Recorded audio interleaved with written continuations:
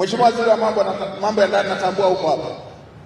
Baada ya hapa, fuatilia utaratibu mzuri, fanya utaratibu mzuri, ziandikie upya taasisi za kidini, miko yao, masharti yao ya uandikishaji yanafikia wapi, na vile ambazo zilikuwa na shida wape uangalizi wa miezi 6.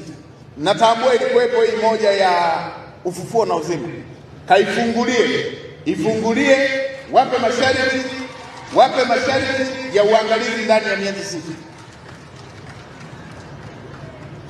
Ziandikie taasisi za kidini zote kuzikumbusha miko na mipaka ya ufanyaji kazi sawasawa na sheria na katiba ya nchi yetu na masharti ya taasisi na masharti ya usajili waliopewa.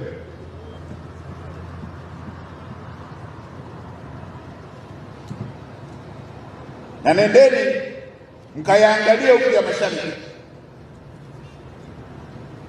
Akikosea mmoja, utaratibu wa kufunga kote una madhara kwa wananchi wetu, kwa sababu ibada ni ushirika kati ya binadamu na Mungu, sio na askofu wake wala shehe wake. Ni ibada, ni mahusiano kati ya mwanadamu na Mungu wake.